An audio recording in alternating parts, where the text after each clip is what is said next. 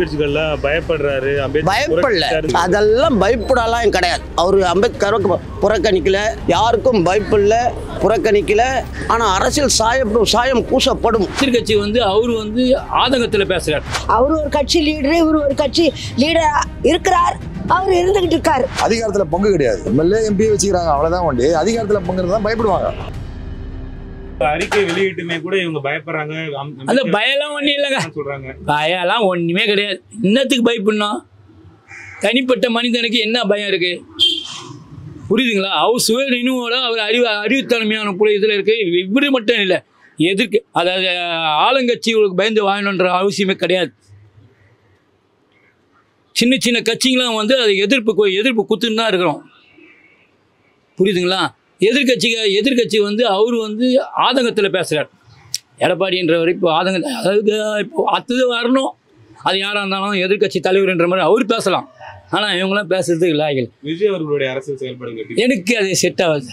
எனக்கு அது பிடிக்கல. ஏன் பிடிக்கலன்னா, ஒரு பட்சத்தில் போயின்னுக்கிறாரு ஒன்று. அதாவது எந்த இதுக்கும் வளைஞ்சு கொடுக்கவும் மாட்டேன்றாரு. ஆனால் குனிஞ்சும் போகிற மாதிரி தெரியுது. அதனால் இவரு மாரி விஜய் மாரிலாம் அரசியல்லாம் வேஸ்ட்டு.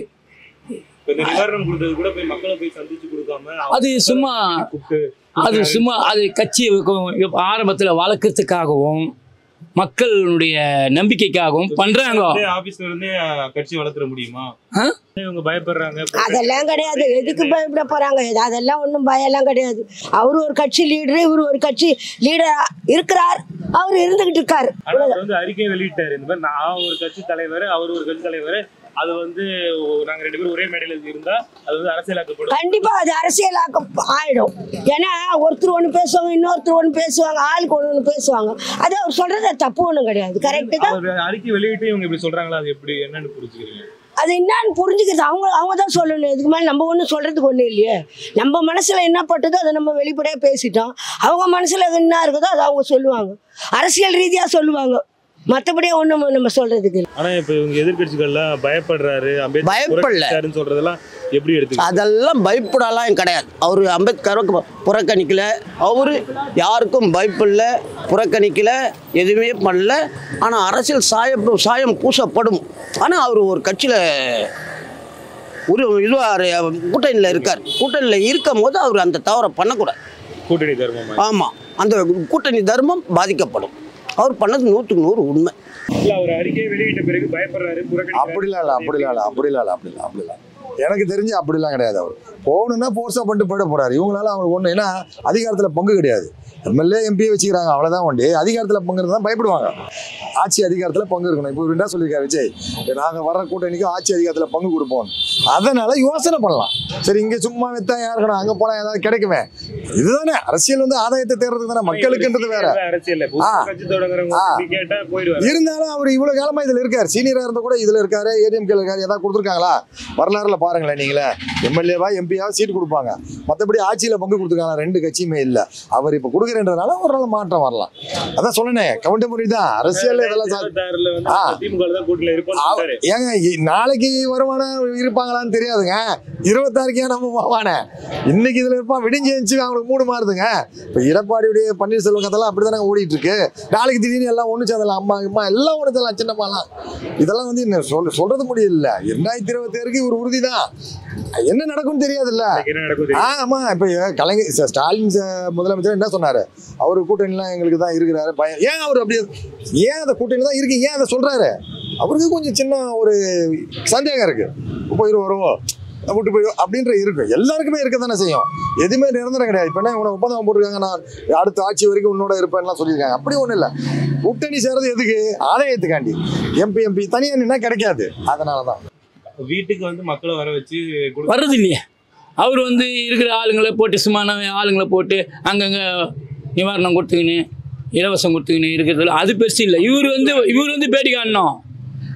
பேட்டி காணணும். அதாவது இந்த வீதியில் வரணும். இந்த வீதியில் எத்தனை இடங்க, எத்தனை வீடு இருக்குது, எத்தனை பிளாட் இருக்குது, அந்த பிளாட்டில் யார் இருக்கு, என்னென்ன குறை. அதாவது பொதுமக்களுக்கு மொத்தமாக ஊடாக போய் பார்க்கறதில்ல. ஒரு பொதுமக்கள் மாரி ஒரு இடத்துல ஒரு வீட்டுக்கு போனால் அந்த முனையில் ஒரு கூட்டம் மாரி போட்டு ஒரு மைக்கில் பேசி அவங்கள எல்லாரையும் வர வச்சு அது என்ன குறைக்குது, ஏதா குறைக்குது, தண்ணி பிரச்சனையா, காவா பிரச்சனையா, காய்கறி விலைவாசி பிரச்சனையா, இதை கேட்கறதுக்கு ஆள் இல்லை. 2026 யார் யாரெல்லாம் வந்து போட்டிடுவாங்க? எனக்கு 4 முனை போட்டின்னு சொல்றாங்க. 4 மணி போட்டி கூட வரலாங்க ஐயா. ஆனால் இருந்தாலும் இதில் என்னென்னா 2 திராவிடம். அது ஏன்னு கேட்டிங்கன்னா 2 திராவிடம் ஏன் வரும்னு கேட்டிங்கன்னா அது 50 60 75 வருஷம் 80 நீதி கட்சியில் இருக்கும்போதுலேருந்து ஆரம்பிச்சுது. அம்பேத்கர் சட்டத்திட்டங்கள்லாம் யாருமே இன்னும் ஃபாலோ பண்ணல, திராவிடம் ஃபாலோ பண்ணுது. திருமாவளவன் வந்து பயப்பில்லை, கட்சி கூட்டணிக்காகவும் அவர் பார்க்கல. இப்போ இல்லை, எப்பயுமே சரி அவர் வந்து தாழ்த்தப்பட்ட மக்களுக்கும் கம்யூனிஸ்டுக்காரனும் சரி, கம்யூனிஸ்ட்காரங்களும் சரி, திருமாவளவனும் சரி, இந்த வேல்முருகன்றவரும் சரி, இந்த 3 பேருமே 4 பேருமே வந்து தாழ்த்தப்பட்டவங்களுக்கு அந்த சமுதாயத்தில் ஓரளவு குரல் கொடுக்கோ இது பண்ணுறது. அதேமாரி இந்த சனாதனம் அதை வந்து எதிர்த்து போராடக்கூடிய இந்த 4 கட்சியுமே. திமுக வந்து நாங்கள் ஆதங்கம், அதாவது திமுக கூட்டணி தான் இருக்கிறவங்களுக்காண்டி திமுகவே எதிர்த்து நாங்கள் போராடுறோம். சாம்சங்கு, இந்த பல தொழிலாளர்கள் போராட்டம், இந்த அதானி போராட்டம், இந்தமாரி எல்லா விஷயத்துலையும் வச்சு திருமாவளவனும் சரி நாங்களும் சரி நாங்கள் போராடுறோம். வேல்முருகனும் குரல் கொடுப்பார். வேல்முருகன் எங்கேயே இருக்கிறார், அவர் பேட்டி நமக்கு தேவையில்லை. இருந்தாலும் சொல்கிறேன், வேல்முருகனும் அதே பாட்டாளி மக்கள் கட்சியிலேருந்து தான் வந்தவர் தான் வேல்முருகன். அவர் வந்து இப்போ ஒரு தனிப்பட்ட முறையில் ஒரு எம்எல்ஏ ஆனால் கூட அவரு திமுகவுக்கு எதிர்ப்பு குரல் கொடுத்துருந்தாங்கிறார். அவரும் திருமாவளவனும் அதுமாரி தான் எதிர்ப்பு கொடுத்தோம். அதேமாதிரி எங்கள் கட்சி தோழருங்க இடதும் சரி வலதும் சரி கம்ப்ளைண்ட்டு கொடுத்துன்னு தான் இருக்கிறோம், எதிர்ப்பு தெரிவிச்சுன்னு தாங்கிறோம். இது மொத்தத்தில் என்ன நடக்குதுன்னா, மேலே இடத்துல வெயிலில் காயாமல், நெயலில் நனையாமல், மழையில் நனையாமல் உக்காந்த இடத்துலையே பலவிதமான வரிகள் போட்டு தமிழ்நாட்டு மக்களை ரொம்ப புறக்கணிக்கிறது. ரொம்ப புறக்கணித்து அதில் வந்து ஒரு நிதி ஆதாரம் கூட கொடுக்கறதில்ல. நிதி கொடுத்தா தானே எல்லாம், அதாவது இங்கேருந்து எங்ககிட்ட தான் வாங்குகிற நிதியிலேயே ஒரு ரூபாய்க்கு 28 காசு கொடுக்கணும். 1 ரூபாய்க்கு 28 காசு கொடுக்கறதுக்கு அவங்க 18 பைசா கொடுக்கலாமா, 8 பைசா கொடுக்கலாமான்ற ஒரு எய்மில் வராங்க. இது வந்து சென்ட்ரலில் தனியார் கொடுத்துட்டாங்க, போஸ்ட் ஆஃபீஸு தனியார் கொடுத்துட்டாங்க, எல்ஐசி தனியார் கொடுத்துட்டாங்க. சிறு குறு வியாபாரிகள்லாம் வந்து அவஸ்தப்படுறாங்க. 10 சென்னை மாநகராட்சி அளவில் அவங்களுக்கு சம்பளம் கிடையாது. மேயருக்கோ கவுன்சிலருக்கோ சம்பளம் கிடையாது. இது வந்து எம்எல்ஏவோ எம்பியோ நிதி அவங்க திரட்டி கொடுத்தா தான் இவங்களுக்கு சம்பளம். ரோடு கான்ட்ராக்ட் முதல் கொண்டு வரி, எதை போத்தாலும் வரி, ஏற்றுமதி இறக்குமதி, இந்த செட்டு இது பண்ணுறது எல்லாமே வரி போட்டு ஒரு 10 நயா பைசா கூட கொடுமா.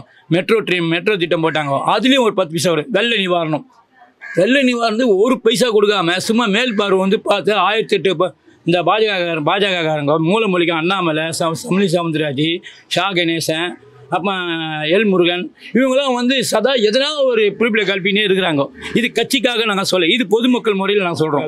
திருமாவளவன் வந்து ஃபர்ஸ்ட் இந்த நிகழ்ச்சியில் கலந்துக்கிறேன் அப்படின்னு சொல்லியிருந்தாரு. ஆமாம், விஜய் அவர்கள் வந்து சில புரிய வந்தவொடனே அவர் நான் அதில் கலந்துக்கல. இது வந்து பாஜகவும் பாட்டாளி கட்சியும் வேறு மாரி திசை திருப்புறாங்க, அதனால் நான் வரல, இது நான் புறக்கணிக்கிறேன்னு சொல்லி அவர் புறக்கணிச்சார். அதை வச்சு தான் இப்போ என்ன பண்ணுறாங்க, வந்து அதாவது கலந்துக்கிறேன்னு சொன்னன்ற ஒரு வார்த்தைக்காக போட்டு மேலே போட்டு அவரை தாளிக்கிறாங்க. இவ்வளோதான் விஷயம்.